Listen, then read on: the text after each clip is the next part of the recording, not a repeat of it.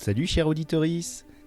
Nous sommes arrivés au 2e épisode de mon week-end à Étanges-Grande, dans lequel se déroulait le festival des genres de l'imaginaire Étranges-Grande consacré à Tolkien et la fantasy d'une façon plus générale. Si vous avez écouté le premier épisode, vous avez entendu une première table ronde qui était très intéressante. Je suis allé à une deuxième table ronde, j'en ai fait pas plus, parce que j'ai fait plein d'autres choses. Je pense que les autres tables rondes seront diffusées sur la chaîne YouTube de Étranges-Grande, et je vous mettrai un lien dans la description. Alors, vous allez assister maintenant à une table ronde, tout simplement titrée Tolkien.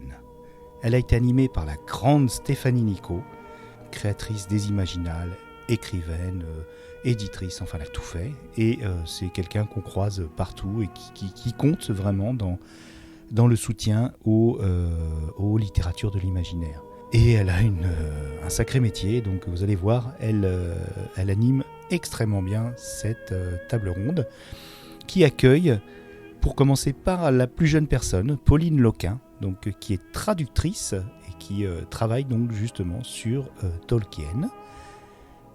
Lionel Davoust, grand écrivain de fantasy, un gars fascinant. Et puis l'universitaire Anne Besson, universitaire essayiste, qui a beaucoup écrit sur Tolkien et que vous retrouverez dans des tas de podcasts. Je vous mettrai un lien vers sa page. Et puis vous pourrez aller picorer. En tout cas, ça a été extrêmement émouvant de rencontrer cette personne. Voilà, donc j'ai pas osé aborder les autres. Je suis très timide. Mais en tout cas, vous allez vous régaler. Et comme d'habitude, il y a des choses extrêmement passionnantes qui ont été dites durant cette table ronde et probablement assez inédite. Et on remercie encore le festival Étranges-Grande d'avoir provoqué cette rencontre. Allez, c'est à vous, petit générique, et on écoute la table ronde.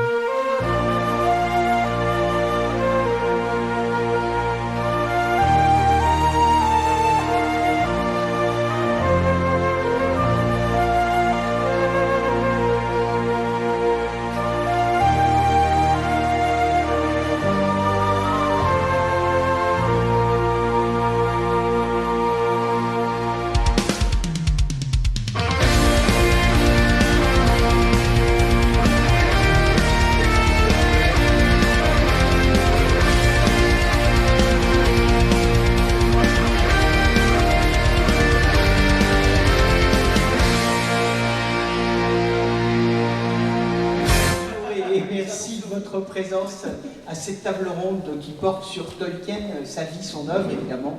Vous savez tous que c'est le 50e anniversaire de sa mort, et les dates, pour symboliques qu'elles soient, servent toujours à parler des personnages qui nous intéressent et parfois qui nous passionnent. Dans le cas de Tolkien, évidemment, même si ensuite on pourra en discuter, ce sont les deux, ils nous passionnent et ils nous intéressent.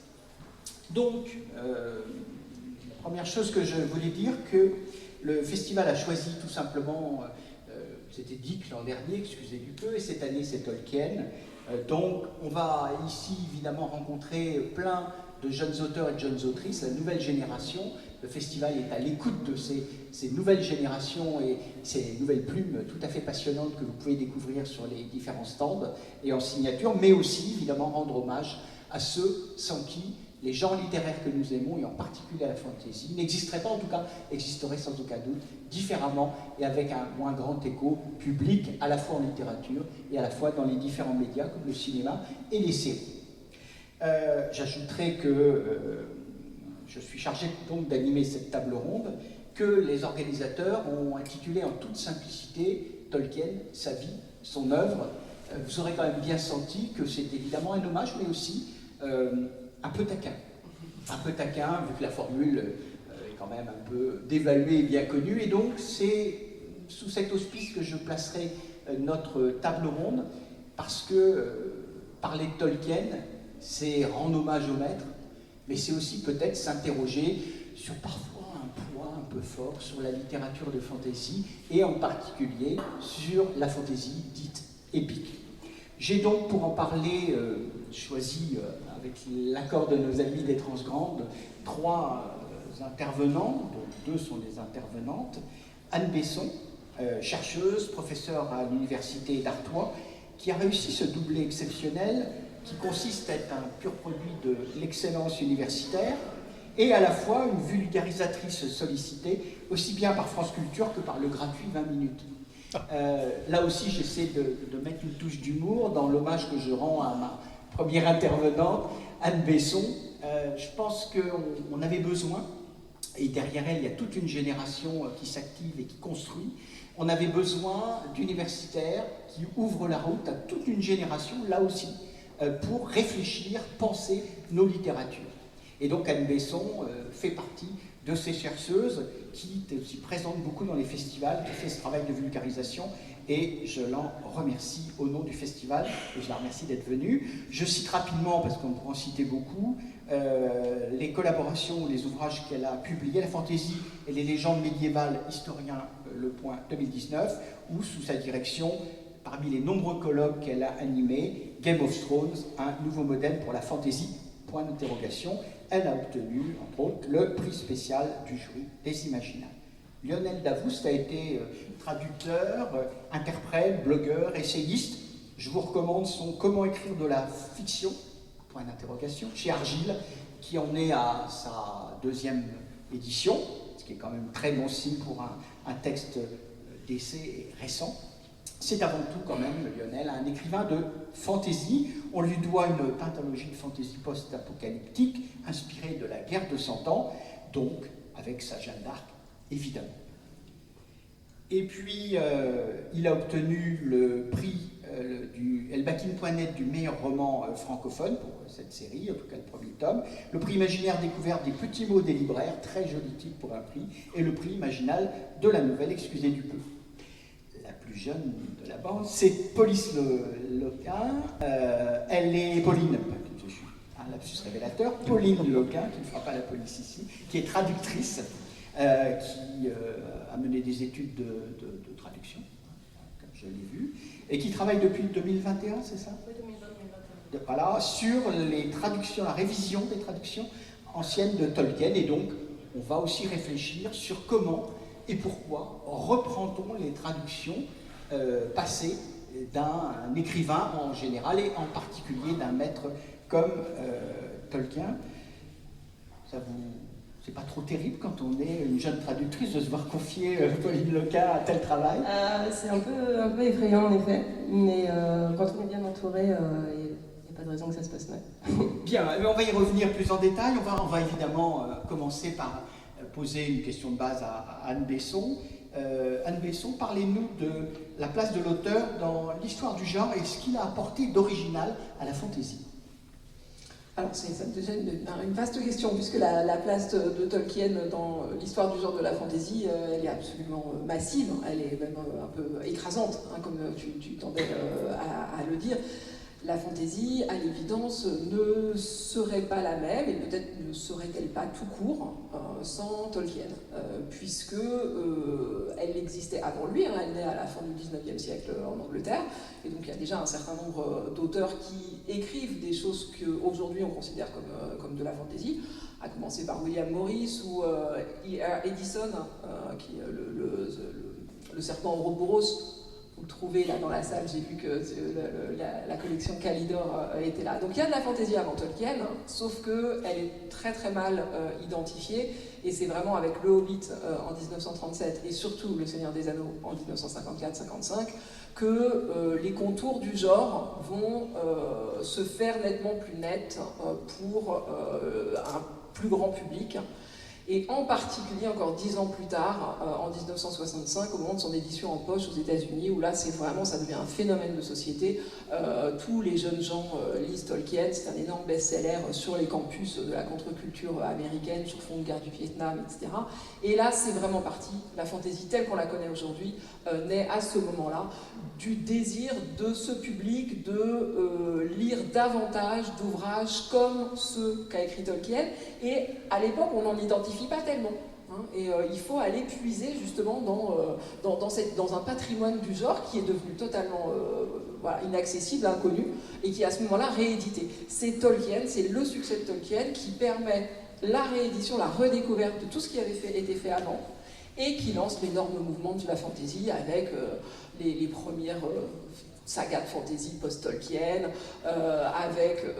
qui ressemble beaucoup là, à ce moment-là, vraiment beaucoup à du Tolkien, comme Shannara, si vous voyez, si vous avez même, il y a eu une série il y a quelques années, et de Terry Brooks. C'est vraiment de la photocopie de Tolkien. Ou c'est le Seigneur, Donjons et Dragons, au milieu des années 70, dont Tolkien n'est pas la seule inspiration. Donc voilà, c'est lui qui est vraiment à l'origine de ce déploiement de la fantasy à partir des années 70. Et il y avait un autre bout dans la question, je ne sais plus. Ça, c'était la place de Tolkien dans le début de l'histoire du genre. Absolument. Je pense qu'un certain nombre d'entre nous connaissions, mais je pense que ça éclaire une partie du public, en tout cas, sur cette place et cette histoire, et pourquoi une telle audience aujourd'hui, au-delà du talent indéniable de l'écrivain. Là, je m'adresse à, justement, l'écrivain Lionel Davoust. Comment un écrivain de fantaisie épique d'aujourd'hui, Lionel Davoust, se positionne-t-il et doit-il se positionner face à Tolkien? Fichtre. Comme l'a dit très justement Anne, l'influence de Tolkien est absolument massive et colossale dans l'histoire du genre, donc je pense qu'il est impossible, quand on est auteur ou autrice de fantasy, de ne pas réfléchir à la question. Et ça va être une réponse de Normand, ce qui est de mauvais goût quand on est breton, mais la réponse est éminemment personnelle. Tolkien a eu cette immense influence sur le genre, comme le dit Anne, son œuvre a sculpté le domaine, et derrière, il y a eu un certain nombre de réactions à Tolkien. Je pense notamment à Michael Moorcock, qui, à travers la saga du champion éternel, aspire à une fantaisie un peu plus, on va dire, un peu plus cradingue, un peu plus viscérale. Il y a eu un certain nombre de mouvements et de conversations, mais en fait, tout ça, finalement, sont des réactions à Tolkien, soit pour s'inscrire dans le sillage et dans la mouvance du genre, soit en réaction contre. Donc, d'une manière ou d'une autre, il est là. Et c'est quelque chose qui a duré extrêmement longtemps. Brandon Sanderson, aux Utopia, il y a quelques années, avait une phrase que j'aimais bien en disant, en fait, les auteurs et autrices de fantasy aujourd'hui ont grandi en se nourrissant des auteurs qui ont eux-mêmes grandi en se nourrissant de Tolkien. Donc, l'influence de Tolkien a effectivement donc infusé dans la contre-culture, elle a infusé dans toute la culture geek au sens large. Tu évoquais Donjons et Dragons, de manière générale, et Tolkien et la Terre du Milieu a codifié ce qu'on appelle le médiéval fantastique. Maintenant, la fantasy, c'est beaucoup plus vaste et beaucoup plus large. Disons qu'il est, je pense, beaucoup plus facile aujourd'hui de faire de la fantasy qui ne s'inscrit pas dans le médiéval fantastique. Pendant très longtemps, la fantasy, c'était le Medfan, point. Aujourd'hui, avec l'évolution et le temps et la perspective historique, on se rend compte qu'il faut faire beaucoup plus de fantasy que ça, beaucoup plus diverse, je veux dire. Mais si on fait du Medfan, on est obligé de savoir que Tolkien est là, et donc de réfléchir à son placement, à son traitement vis-à-vis des grandes figures du genre. Mais ça peut être une force créatrice, parce que à partir du moment où l'on, et ça c'est un truc de truand, mais écrivain est un métier de truand, à partir du moment où l'on connaît les codes, à partir du moment où l'on connaît les attentes plus ou moins conscientes du genre et du code, alors à ce moment-là, on peut les subir, ou alors on peut s'en emparer et essayer d'en faire quelque chose de novateur, de surprenant, et évidemment de continuer la littérature qui n'est qu'une grande conversation. Mais je parle de Tolkien là, parce que c'est l'influence de Tolkien. Je pourrais tenir un discours comparable, évidemment avec une envergure moindre, avec George Martin et Game of Thrones, qui a fait le succès qu'on connaît, avec Harry Potter, etc., avec un certain nombre de classiques. C'est finalement la question de l'auteur ou de l'autrice vis-à-vis du classique fondateur du genre, Tolkien ayant le cas particulier que, je pense, l'influence et le poids qu'il a dans la génération du genre me semble relativement unique par rapport dans le paysage littéraire. Il n'y a pas vraiment l'équivalent en science-fiction, c'est souvent Jules Verne, mais Jules Verne n'a pas le poids et l'influence sculptrice qu'a eu Tolkien. Donc c'est une conversation à avoir conscience de ça, et ensuite se dire qu'est-ce que moi j'en fais par rapport à ce que moi j'ai envie de dire et ce que j'ai envie de faire. Bien, merci Lionel, ça me permet d'avoir un deuxième éclairage, je pense qu'on en a tous conscience. Je vais justement un peu creuser le sillon. avais expliqué un peu la place de Tolkien pour les écrivains de fantasy, place un peu unique, y compris par rapport à l'histoire des autres littératures, c'est vrai.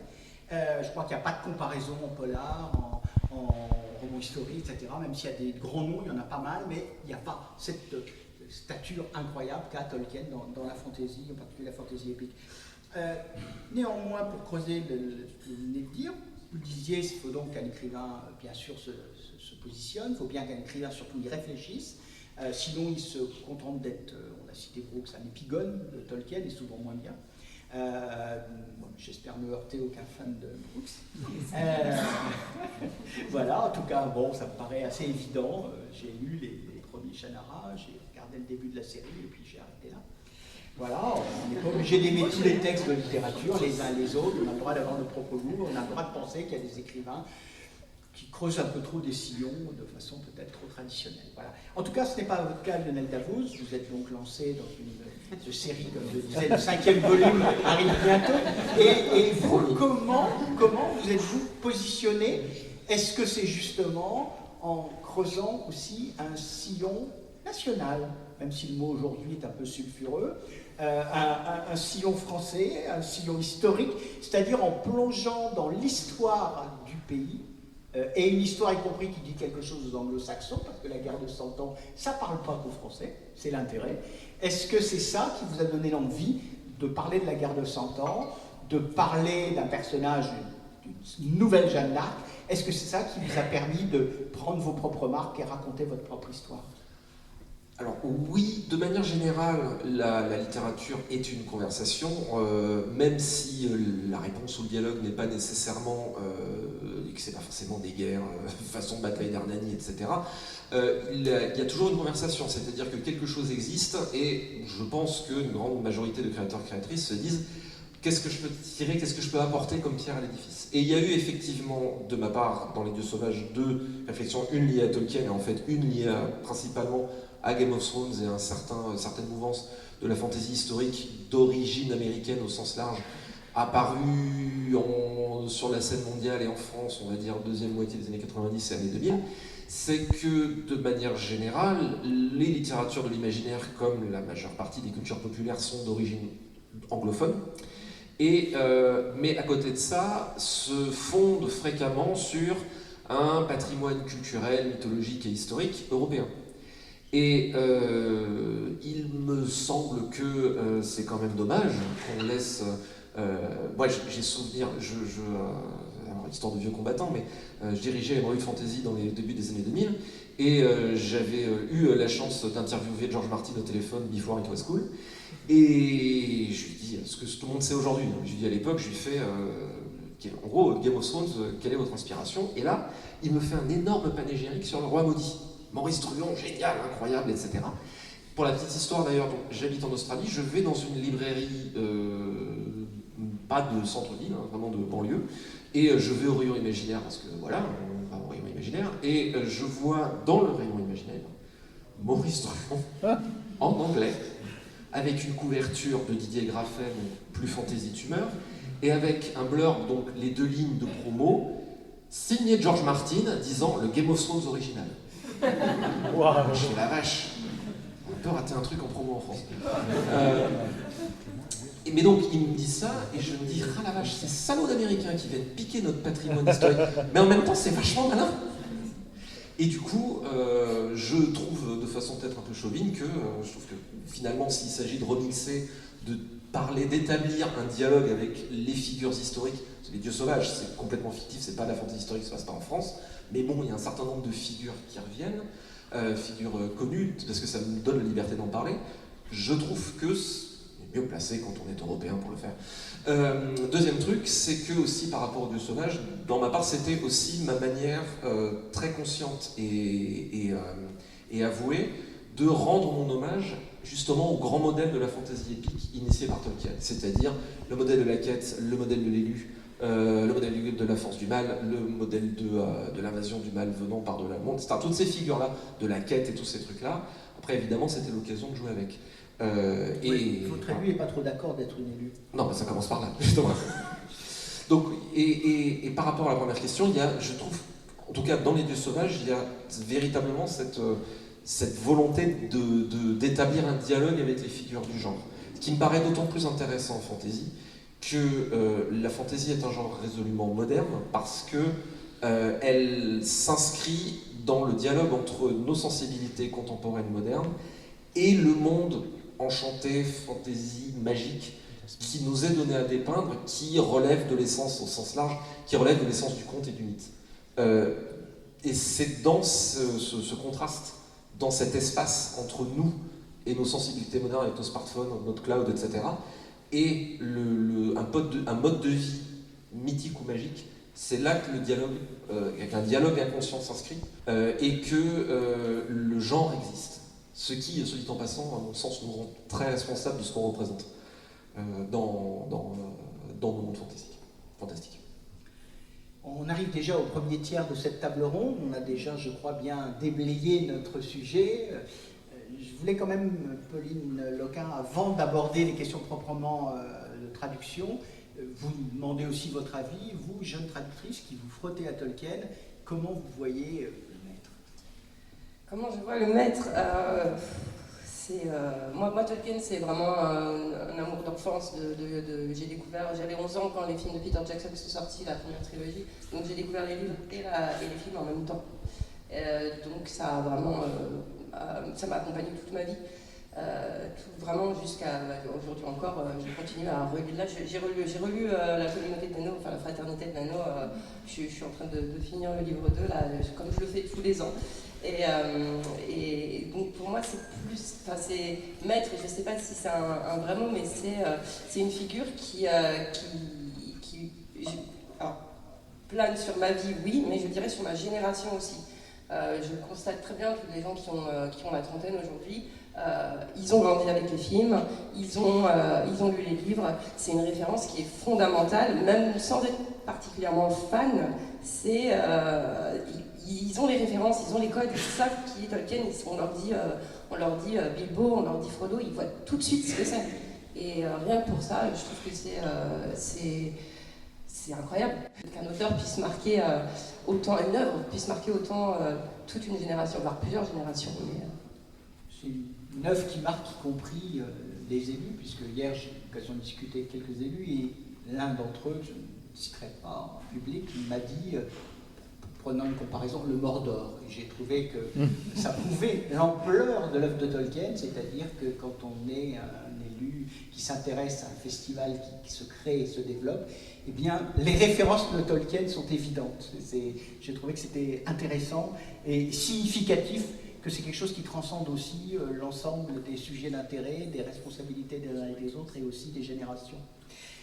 Pauline Loquin, donc vous êtes traductrice, et là, plus particulièrement, on vous a chargé, les éditions Christian Bourgoin vous ont chargé de réviser les traductions de Tolkien. Peut-être, avant que je pose ma vraie question, c'est quoi réviser une traduction?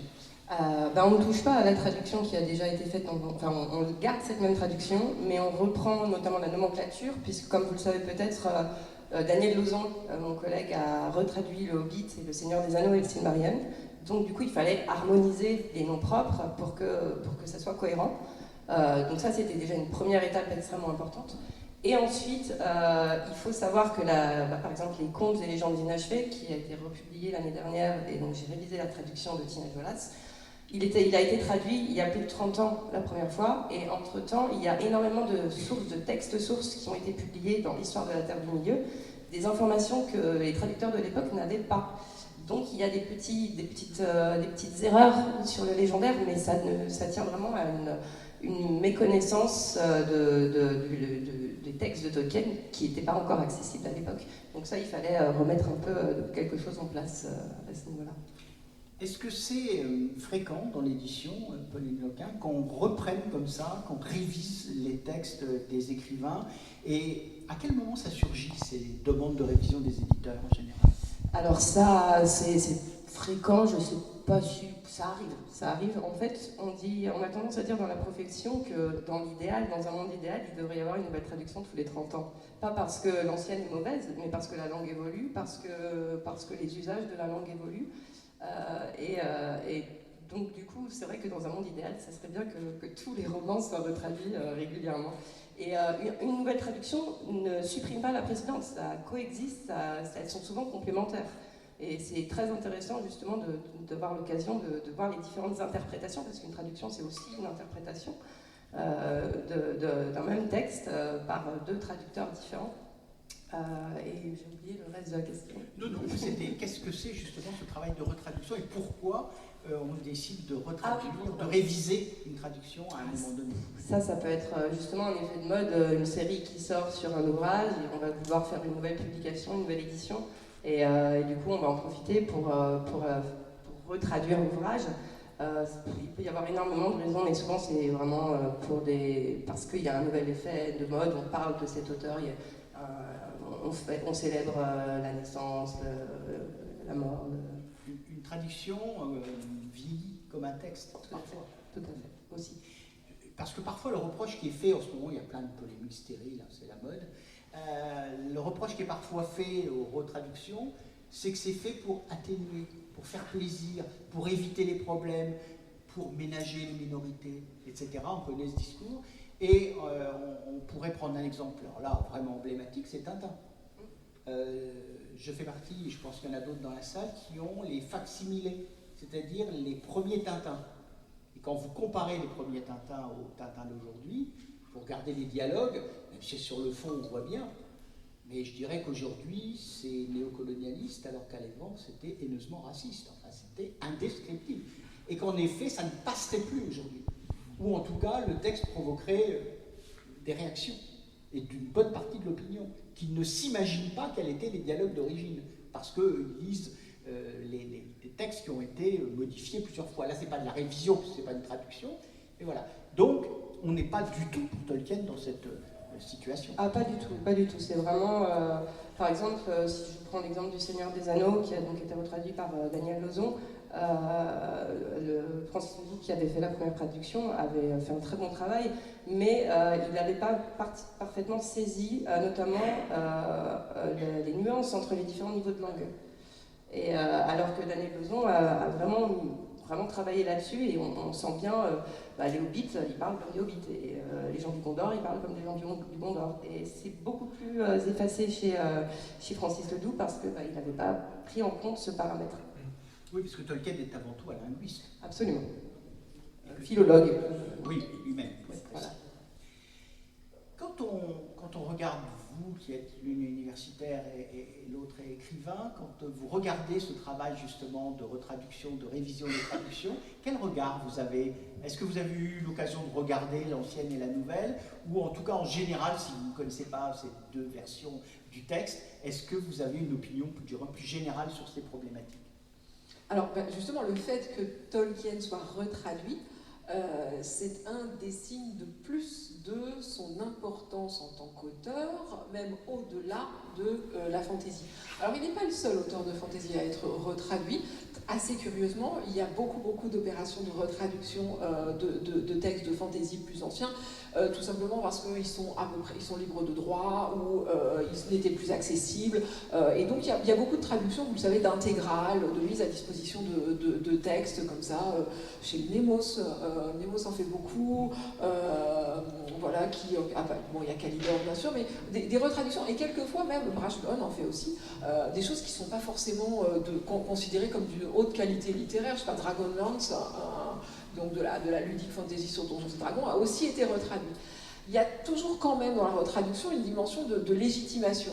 C'est-à-dire qu'en retraduisant, on donne de la pérennité à l'œuvre. On pense sa durée. Justement, on la remet à jour pour un nouveau public et hop, pour une nouvelle génération, pour 30 ans de plus. Donc, il y a le désir de faire durer cette œuvre. Ça veut dire que c'est pas n'importe quoi. Parce qu'on dit souvent que la littérature populaire, entre guillemets, comme le sont les littératures de genre, elle n'est pas là pour durer. Elle dure souvent peu. Mais voilà, la retraduction, c'est vraiment un mouvement de pérennisation et de légitimation. Et Tolkien, évidemment, c'est le grand auteur de la fantaisie, donc c'est celui sur lequel on a le plus communiquer, médiatiser cette vraie belle opération de retraduction par donc, le Québécois Daniel Lauzon. Donc moi, c'est vraiment ça qui m'a frappé. C'est Vincent Ferré disant on retraduit Tolkien comme on retraduit Dostoïevski. Voilà, le plaçant tout de suite dans un autre game de l'auteur, quoi. Le faisant sortir de la seule littérature de genre pour le mettre dans les très grands auteurs. Il est aussi question du passage de Tolkien dans la bibliothèque de la Pléiade. Ça fait 4-5 ans que ce projet est en cours, il aboutira sans doute un jour. Donc voilà, c'est vraiment un signe fort de la très grande stature qu'a acquis Tolkien. Et avec lui, il y a toute la fantaisie qui est tirée par ce biais-là. Tolkien, à la fois, il permet à chaque fois à la fantaisie de renouveler son grand succès public, avec les films de Peter Jackson, avec la série Les Anneaux de Pouvoir, enfin voilà, tous les 20 ans, on a un gros truc Tolkien qui remet un grand coup de projecteur dans les médias. Nous, on n'a pas besoin de ça, voilà, on est des grands amateurs, on suit la fantaisie tout le temps. Mais c'est vraiment à l'occasion de ces événements-là que tout le monde en parle. Donc c'est souvent Tolkien comme ça qui tire l'ensemble du genre. Et en plus, il la tire vers le haut, pas seulement vers le grand public, mais en disant à chaque fois, et il y a une vraie qualité littéraire derrière, ne l'oublions pas, c'est aussi un très grand auteur. Donc voilà, c'est ça qui me semble être dit derrière cette retraduction. Et par ailleurs, elle est très bien. Sinon, Pauline Lequin, quand on est une jeune traductrice, une jeune femme, et qu'on se voit confier par Christian Bourgoin, qui est quand même l'éditeur historique de Tolkien en France, le travail sur plusieurs volumes pour réviser les traductions de Tolkien, à moins que ça soit pour payer moins cher, c'est quand même très flatteur. Oui, c'est très flatteur, oui. Ça fait peur, comme je le disais, mais c'est très flatteur. Oui. Non, j'ai eu beaucoup de... Comment mettre à l'aise ton intervenant? J'ai été quand même bien entourée par Vincent Ferré, justement, et Daniel Lauzon aussi, qui a été toujours présent, moi, enfin, par échange d'emails pour m'orienter quand j'avais des doutes. L'équipe éditoriale chez Bourgois aussi a été là, donc c'est flatteur, c'est terrifiant, mais comme je le disais, j'étais vraiment portée aussi par un entourage professionnel qui était extrêmement présent et qui était très investi parce que passionné aussi. Et il savait que vous étiez une passionnée, vous connaissiez bien l'œuvre aussi, j'imagine. Oui. Voilà. Tolkien savit son œuvre au-delà donc des questions de révision, de traduction, mais qui sont importantes pour des œuvres majeures et même des œuvres qui durent en littérature, quel que soit le genre, encore une fois. Mais ce que disait Anne, je crois que c'est très juste, ça a été fait pour le polar, qui a été traduit n'importe comment après la guerre et qui a été révisé régulièrement, entre autres les grands auteurs américains de romans noirs. C'est le cas aujourd'hui encore pour la science-fiction, c'était le cas de Philippe K. Dick. On avait tronçonné ses œuvres, on les avait mal traduites, etc. Et c'est vrai aujourd'hui de toute une série d'auteurs et d'autrices d'il y a 30, 40, 50 ans, où on reprend, en effet, comme le disait Anne. Je peux détourner votre table ronde un instant, parce qu'en fait, moi, je trouve qu'il y a une problématique qui est vachement intéressante avec Tolkien, qu'on n'a pas avec Raymond Chandler, qu'on n'a pas avec Dostoïevski. C'est que Dostoïevski n'a pas donné une licence, une IP, comme on dit aux États-Unis, une propriété intellectuelle, valant plusieurs millions. Et je trouve qu'il y a, moi, en tant qu'ancien traducteur, c'est des problématiques absolument fascinantes, parce que le rôle de Tolkien a une place dans l'imaginaire collectif, notamment rapport à la terminologie, qui entraîne des intérêts industriels, littéralement. Tolkien a entraîné du jeu de rôle, du jeu vidéo, du merchandising, etc. Et je suppose, d'ailleurs, c'est là que vient la partie détournement, et c'est une question que j'aimerais bien vous poser.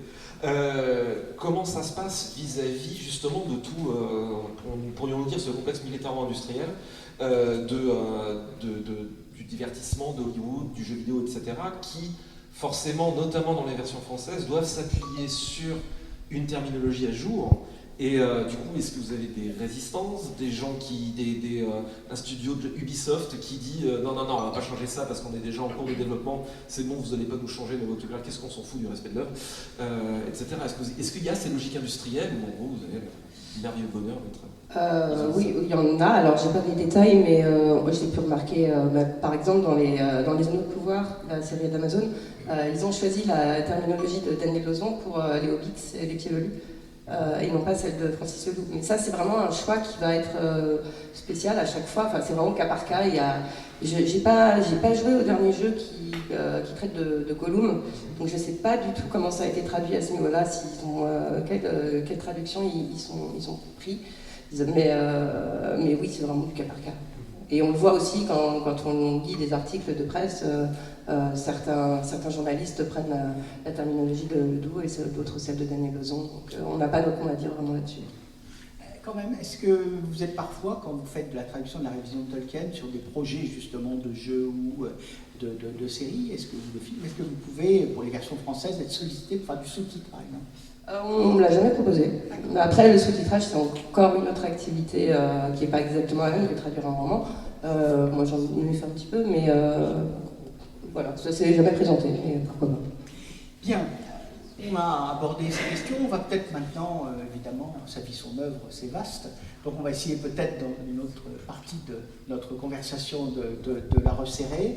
Anne Besson, peut-être qu'on peut creuser justement. Qu'est-ce qui fait de Tolkien un auteur aussi important en fantasy, en littérature, et qu'est-ce qui fait que Tolkien est toujours aussi lisible aujourd'hui? Il ne vieillit pas au niveau de son lectorat, il y a toujours des jeunes lecteurs passionnés, il draine les foules dans les salles de cinéma, il passionne pour les jeux, les séries, évidemment, c'est un investissement, mais c'est un investissement qui fonctionne. Qu'est-ce qui fait cette permanence? Le fait que il y a des auteurs qui vieillissent, qui finissent par disparaître, ou du moins devenir marginaux. C'est pas du tout Tolkien, on a l'impression qu'il est, entre guillemets, éternel. Alors, il y a plein de possibilités de réponse à cette question, donc vous aurez sans doute vos propres réponses.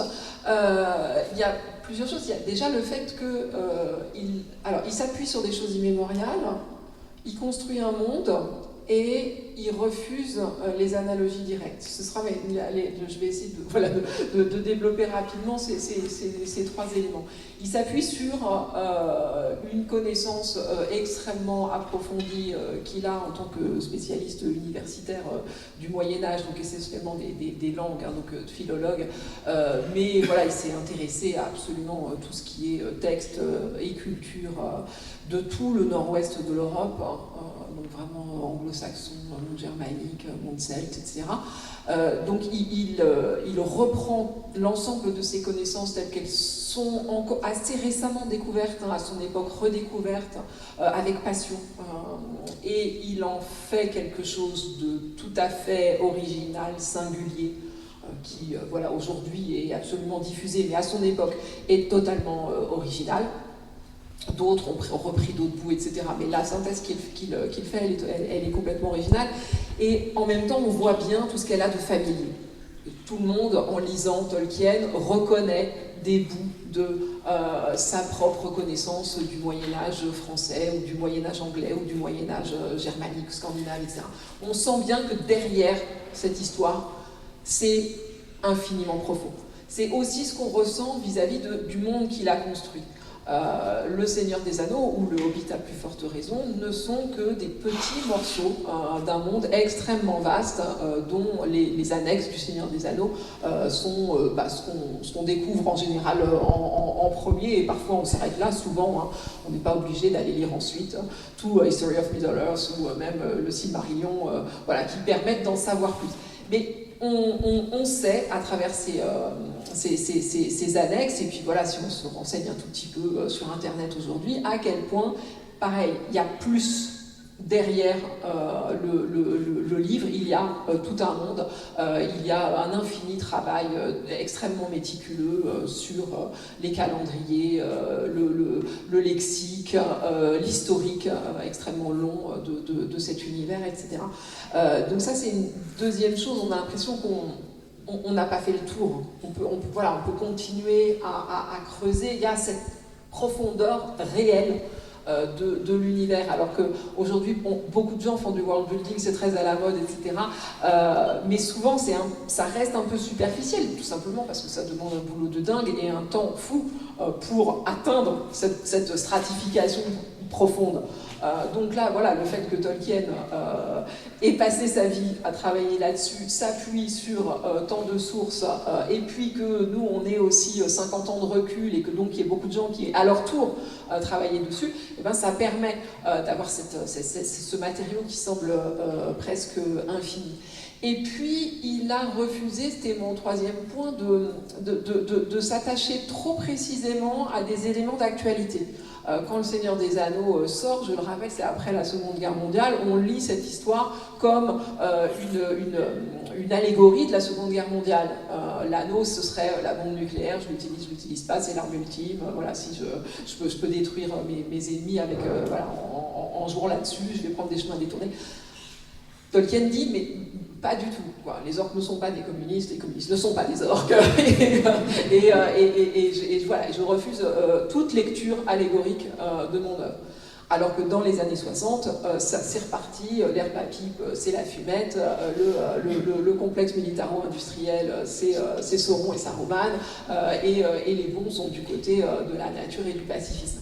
Et en fait, à chaque génération comme ça, on peut, et d'ailleurs, à l'extrême gauche comme à l'extrême droite, voire Mélanie aujourd'hui, trouver comme des messages chez Tolkien en se disant c'est ça qu'il a voulu dire.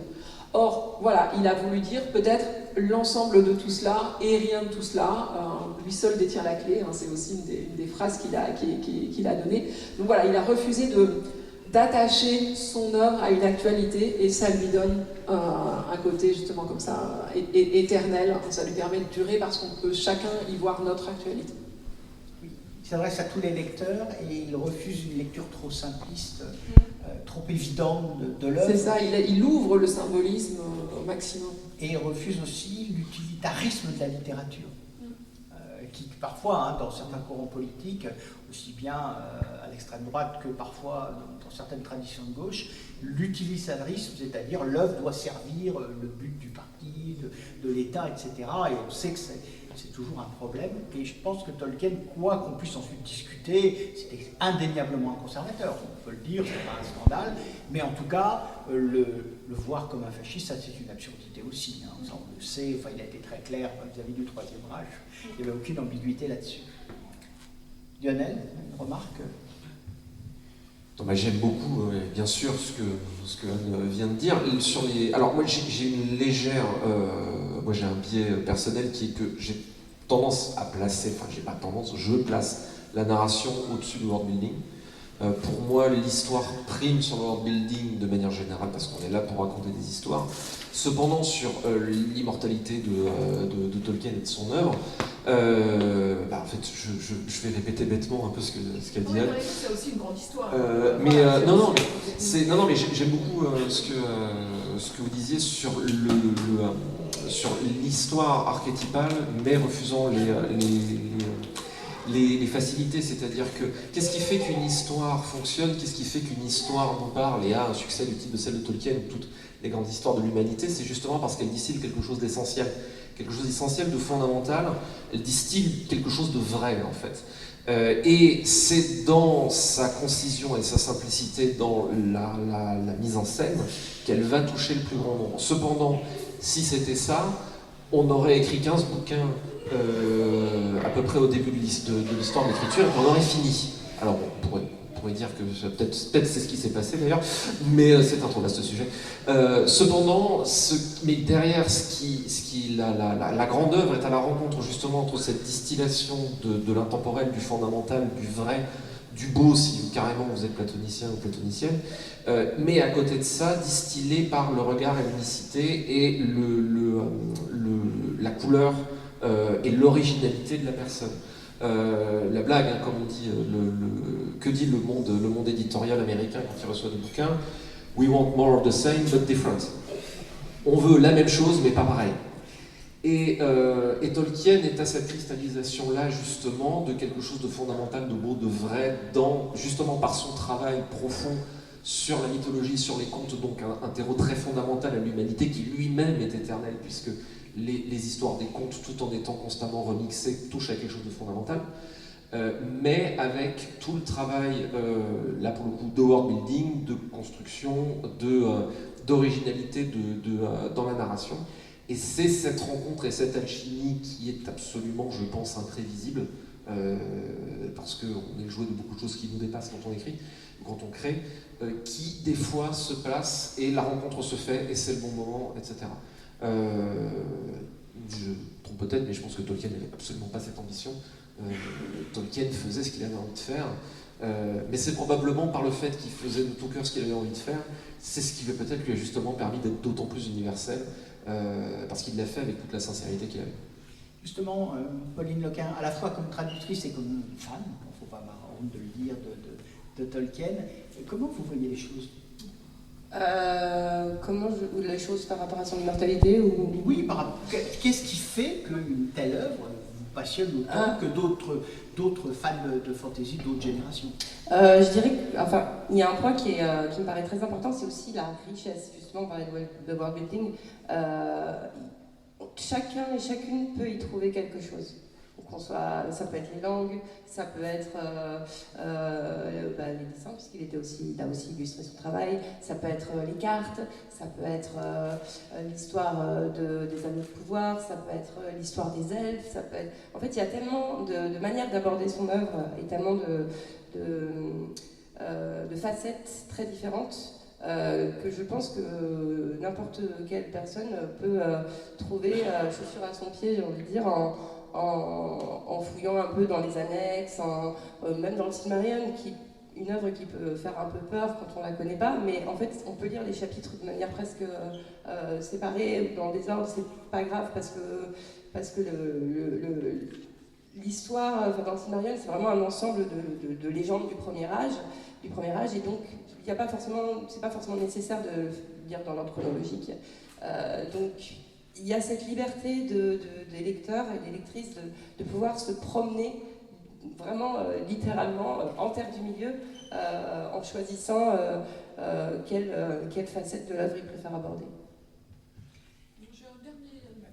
Dernière chose qui m'est venue, qu'on n'a pas, parce que dans toute notre balade d'éloges, on n'en a finalement pas parlé, et ça a l'air un peu gnangnan, mais je pense que c'est très très important pour l'attachement qu'on a à l'œuvre de Tolkien, c'est les valeurs morales. C'est un texte qui nous parle aussi à tous et qui continue à faire écho en nous, parce que c'est un texte qui parle d'espoir. Qui parle de traverser la nuit et de continuer à compter les uns sur les autres, de continuer à croire en la valeur de l'humanité. Là où, au contraire, un texte comme celui de Martin va aller complètement à l'inverse et va aller creuser la noirceur humaine. Tolkien, moi j'aime vraiment ça chez lui. C'est porté par sa foi chrétienne, mais il y a quelque chose de lumineux chez Tolkien. Et c'est aussi une des choses qui, je pense, lui explique l'attachement très particulier qu'on a vis-à-vis de cette œuvre. Et c'est quelque chose qui peut lui être reproché, mais qui, je pense, lui permet de durer, cette foi en la nature humaine qu'il porte. Malgré une certaine noirceur dans l'œuvre, mais malgré tout, on y fait une œuvre lumineuse et une œuvre optimiste, finalement. Et une œuvre qui met en avant la coopération. C'est ça, tout à fait. Tolkien, il théorise le fait que la fantaisie doit bien finir. Il appelle ça le catastrophe, EU catastrophe, la bonne catastrophe. Donc c'est le renversement final qui fait que, alors que tout semblait perdu, eh bien les aigles arrivent, celui qu'on pensait perdu, Gollum, va sauver les choses, etc. Les petites pierres s'accumulent et finissent par faire la grande avalanche. Et donc voilà, ça doit bien finir. C'est la joie qui est au-delà des portes du monde, qui est ainsi indiquée. Finalement, un courant qui n'est pas en fantasy mais en science-fiction comme le punk, finalement, n'est pas si loin, même s'il est très différent dans la forme, mais quelque part aussi redonner de l'optimisme au récit et aux perspectives que le récit ouvre, Ouais, y compris dans des périodes post-apo ou pré-post-apo, comme les nôtres. On parlait de son œuvre beaucoup, mais il nous reste encore un peu de temps, donc quelques mots peut-être justement, pour commencer à l'aborder sur la vie, c'est-à-dire l'écrivain, ses convictions, qu'est-ce qu'il faisait agir. On vient de parler de sa foi chrétienne, on ne va pas développer, mais c'était important de le dire, ça c'est un élément. Il y a aussi la rencontre avec la Première Guerre mondiale, clairement. C'est quelque chose qui a pesé, j'ai l'impression, dans son œuvre. Enfin, c'est dit par le biographe. Oui. Alors lui, il traverse la Première Guerre mondiale et ensuite son fils est mobilisé pendant la Seconde Guerre mondiale, tandis qu'il finit d'écrire le Seigneur des Anneaux. Donc c'est vrai que c'est un texte qui est écrit entre deux guerres.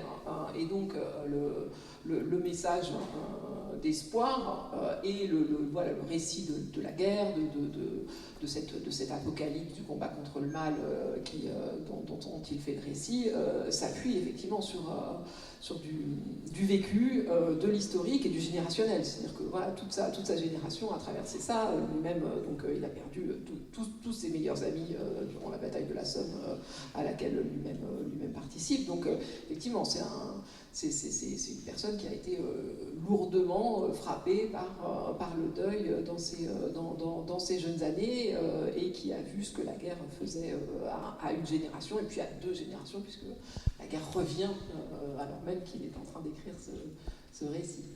Il y a une petite question qui m'a toujours un peu tracassé ou interrogé. Comment se fait-il, mais ça n'a pas de rapport direct, mais quand même je voulais la poser, vous qui connaissez bien Tolkien, comment se fait-il que quelqu'un qui, comme Tolkien, à cette époque-là, est un universitaire et brillant et reconnu, peut-il écrire ce qu'il écrit, de la fantaisie, des récits d'aventure, y compris plutôt pour jeunes, comme le Hobbit, sans avoir de problème particulier, bien au contraire, avec l'institution universitaire. Imaginons un universitaire français qui aurait fait la même chose à la même époque, je ne suis pas sûr qu'il aurait été aussi bien reçu. Alors, a-t-il été si bien reçu que ça? Alors, moi, je trouve que ça vaudrait vraiment le coup de réécrire une biographie de Tolkien, parce que la biographie qu'on a de Carpenter, elle est vieille et elle est très biaisée. On sait qu'elle n'est pas tout à fait exacte. Il y a des choses dont on sait qu'elles sont contestables. Donc ce serait vraiment bien si quelqu'un veut s'y mettre. C'est un gros travail, les biographies, mais il y a vraiment largement de quoi faire. A priori, ça n'a pas été... Alors, les universitaires, je peux en témoigner, on est très libre de notre temps. On en fait un peu ce qu'on veut, à part des trucs qu'on doit faire, sinon... moi je fais de la vulgarisation, on peut aussi écrire des romans. Et donc c'était juste un peu pris de haut, a priori. Voilà, les gens disaient, bon alors ils s'amusent quoi, ces petits amusements. Donc c'était pas du tout pris au... Ils ne considéraient pas du tout qu'il était en train de faire, que ses collègues ne considéraient pas qu'il était en train de faire une grande œuvre, et considéraient a priori plutôt que ça le détournait d'un travail important de philologue qu'il aurait pu donner à la communauté et pour lequel il a beaucoup moins fait que ce qui pouvait être attendu de lui en début de carrière. Il a relativement, pour un universitaire, peu publié, peu édité. Il a une carrière universitaire qui a été un peu rognée par son choix de se consacrer à sa vie familiale, qui était aussi très importante pour lui, et à sa vie d'enseignant, et à sa vie de romancier, de créateur de son propre monde, plutôt que de travailler sur les textes médiévaux qu'il était censé éditer. C'est un éclairage sur un personnage. On est tout à l'heure conservateur, mais aussi des côtés sympathiques. Tolkien, qui peuvent évidemment le rapprocher de nous aujourd'hui. Il reste quelques minutes. Peut-être que vous avez quelques questions à poser à nos invités pour vous en dire plus sur Tolkien, sa vie et son œuvre. J'ai cru comprendre qu'il écrivait beaucoup aux gens, il répondait aux lettres énormément, et il écrivait énormément, c'était des lettres de 12 pages pour une seule personne. Est-ce que tout ce fond de lettres et puis de correspondance à des collègues peut-être n'a toujours pas été utilisé pour travailler justement cette nouvelle biographie? En tout cas, la correspondance existe en langue anglaise. Je crois en français aussi. Vincent Ferré et Delphine Martin ont publié la traduction, traduit les lettres de Tolkien qui avaient été du coup éditées par Carpenter et Christopher Tolkien. Même que la biographie. Voilà. Il a travaillé là-dessus. Voilà, et Christopher Tolkien, le fils de J.R.R. Tolkien, qui l'a accompagné dans ce travail. Il reste des lettres qui ne sont pas publiées. Alors il y a tout ce qui est privé, qui est d'ordre privé, que la famille n'a pas voulu, pour des raisons évidentes, montrées au grand public. Et je crois qu'à la Marquette, il en reste peut-être quelques-unes aussi. Oui, c'est une sélection. Ouais, c'est une sélection qui a été éditée. C'est ça, mais qui sont accessibles pour les recherches. Pour la recherche. Personne d'autre? Vous êtes écrasé par le maître? Vous savez déjà tout. Vous avez été trop éloquent. Peut-être pas vraiment une question, mais peut-être une remarque, c'est que techniquement, on est dans le thème de la traduction. C'est vrai que nous, la littérature de science-fiction, de fantasy, comme vous disiez, on est dans de l'anglo-saxon. Donc nous, on a toujours le biais du traducteur, qui est une personne qui a ses biais lui-même. Je reviendrai toujours sur le cas célèbre qu'on a eu pendant longtemps de Howard, qui à sa mort, Sprague de Camp a réécrit, a massacré, parce que le Conan qu'on a connu en 83 dans le film, c'est Schwarzenegger, alors que c'était pas tout à fait le Conan d'origine, qu'il a fallu attendre 2009 pour avoir une retraduction de Conan. Mais c'est vrai que nous, à notre niveau, francophone, qui parfois ne va pas manier la langue anglaise, on a toujours cet écueil du traducteur. Et c'est vrai que, oui, même une traduction, peut-être oui, c'est vrai, tous les 30 ans, c'est toujours intéressant. Et le bibliothécaire que je suis est content de se dire qu'au bout de 30 ans, avoir une ressortie du livre avec une nouvelle traduction. Un autre exemple, on n'est pas dans la fantasy, Neuromancien, retraduit. Je l'ai lu déjà 2 fois avant, les anciennes versions, la nouvelle version. Je me suis pincé, je me suis dit, mais c'est pas possible, c'est pas le bouquin que j'avais lu. Voilà, c'est hallucinant. Le travail du traducteur est toujours important. Et puis, oui, vive Tolkien. Et puis après, soyons matérialistes, il faut aussi payer les traducteurs, parce que voilà, ça fait partie aussi des garanties d'avoir un minimum de qualité. Parce que quand les gens, il ne faut aussi pas leur jeter la pierre, étaient parfois payés en lance-pierre, le travail n'était pas toujours estimé, et pour gagner leur vie, il fallait qu'ils aillent vite et qu'ils répondent aux demandes de leurs éditeurs. Aujourd'hui, je crois qu'il y a un peu plus de respect pour cette profession, en tout cas ça commence, et j'espère que ça va se poursuivre parce que c'est un vrai enjeu collectif.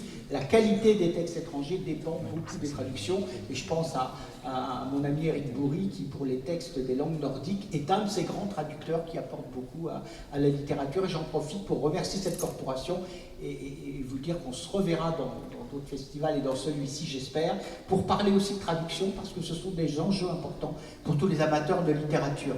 En tout cas, merci. Un dernier mot? Oui, peut-être une petite question. Si vous pouviez dire quelques mots sur le rôle très important et visiblement décisif de son fils Christopher dans l'œuvre de Tolkien. Oui, alors, donc, je crois que je n'ai plus le micro, mais donc oui, Christopher Tolkien, donc dès la mort de son père, entreprend la première entreprise massive qui est de enfin faire publier le Silmarillion, sur lequel son père travaille depuis bien longtemps et pour lequel il n'est jamais parvenu à un résultat qui le satisfasse entièrement. Bon, donc, une première étape sur cette édition du Silmarillion, dont lui-même dit que c'est une première étape. Et ensuite, Christopher Tolkien a à son tour consacré sa vie à publier son père, au point qu'aujourd'hui, la bibliographie de Tolkien est infiniment plus importante qu'elle n'était à sa mort. C'est-à-dire que le travail posthume, le travail de la deuxième génération, a mis au jour une masse de textes bien plus importante que ce que Tolkien avait pu produire de lui-même. Et Vincent Ferré, actuellement, travaille vraiment à une réhabilitation de ce travail, au point de considérer Christopher comme un co-auteur. De pouvoir mettre que c'est de J.R.R. et Christopher Tolkien, parce qu'effectivement, son travail sur les matériaux laissés par son père est vraiment d'une telle importance qu'on a quelque chose effectivement de l'ordre d'un second auteur. Il faut le préciser. Je vous remercie de nous avoir permis de le faire. On a respecté le timing parce qu'il y a d'autres tables rondes, donc il va falloir qu'on cède la salle. Et en tout cas, c'était un bonheur. Merci Pauline Loquin, Anne Besson.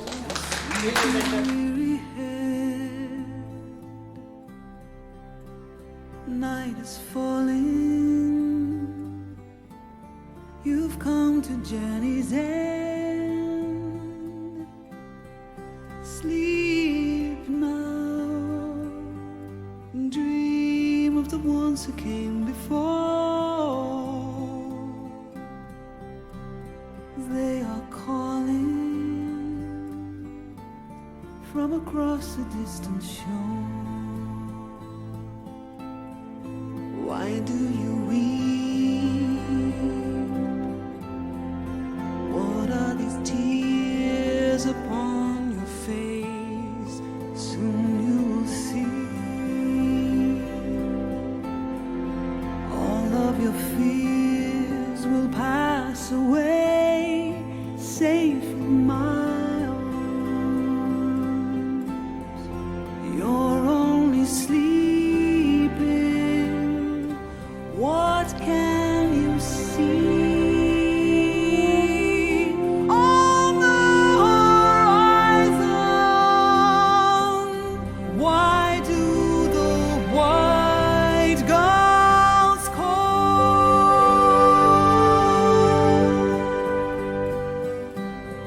Across the sea, a pale moon rises. The ships have come to carry you home. Dawn will turn to silver glass, a light on the water, all souls pass, hope fades into the world of night, through shadows falling out of memory and time. Don't say we have come now to the end. White shores are calling. You and I will meet again, and you'll be here in my arms, just sleeping. What can